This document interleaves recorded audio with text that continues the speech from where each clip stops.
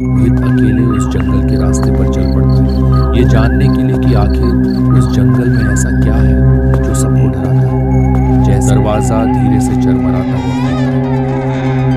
रोहित जल्दी से झोपड़ी से बाहर निकलने की कोशिश करता है।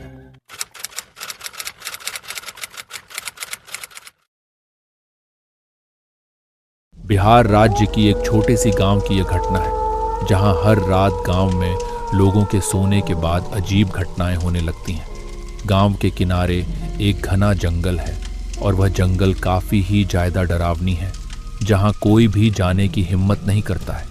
गांव के लोगों का मानना है कि कई साल पहले उस जंगल में एक परिवार रहस्यमय तरीके से गायब हो गया था।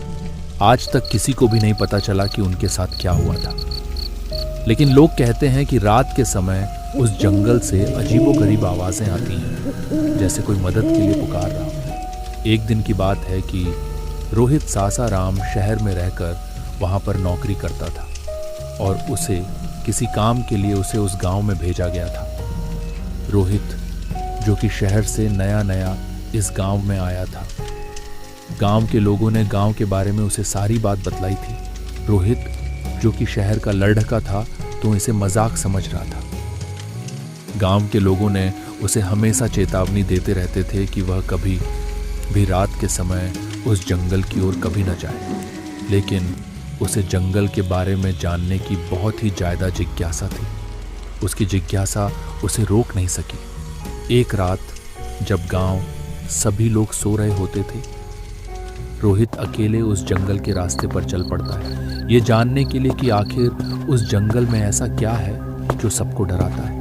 जैसे ही रोहित जंगल में प्रवेश करता है, चारों ओर जंगल का माहौल अचानक बदल जाता है। हवा भारी हो जाती है और पेड़ अपनी अजीब आवाज़ों के साथ झूमने लगते हैं। रास्ता धीरे धीरे धुंधला होता जाता है और रोहित को लगने लगता है कि वह खो गया है। अचानक उसे एक पुराने टूटी फूटी झोपड़ी दिखाई देती है। वह झोपड़ी के पास चला जाता है। जैसे ही झोपड़ी के पास पहुंचकर देखता है, वहां कोई नहीं होता, लेकिन वहां एक पुराना जंग लगा हुआ ताला लटका होता है। ताला अचानक खुद ही खुल जाता है और दरवाजा धीरे से चरमराता हुआ खुलता है। रोहित झोपड़ी के अंदर जाता है तो अंदर काफी ही डरावना माहौल होता है और उसे वहां एक पुराने समय की तस्वीरें मिलती हैं। जैसे ही वह उस तस्वीर को देखता है, उसे उस तस्वीरों में वही परिवार होता है जो सालों पहले गायब हो गया था।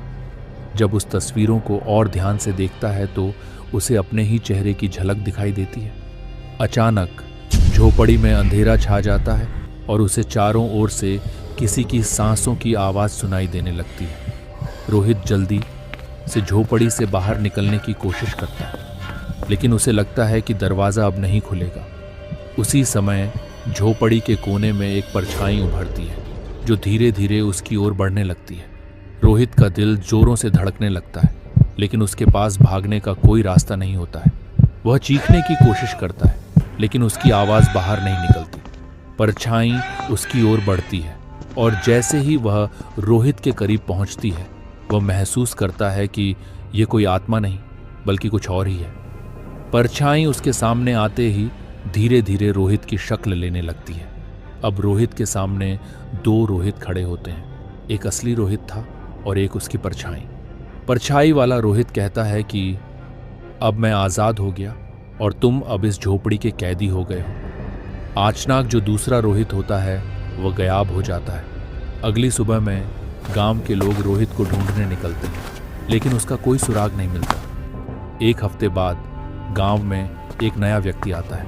वह भी रोहित जैसा ही दिखता है, लेकिन वह दावा करता है कि वह हमेशा से इस गांव में रहा।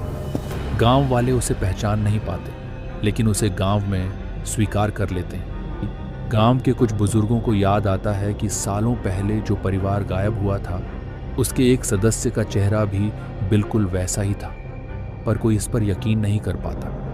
अंत में रात के समय वही जंगल की ओर से फिर से चीखें सुनाई देती हैं। इस बार जंगल के अंदर वह पुरानी झोपड़ी दिखाई देती है जिसमें रोहित कैद होकर रह गया है। उसकी आवाज़ बाहर नहीं निकल पाती और वह हमेशा के लिए उस झोपड़ी का हिस्सा बन जाता है।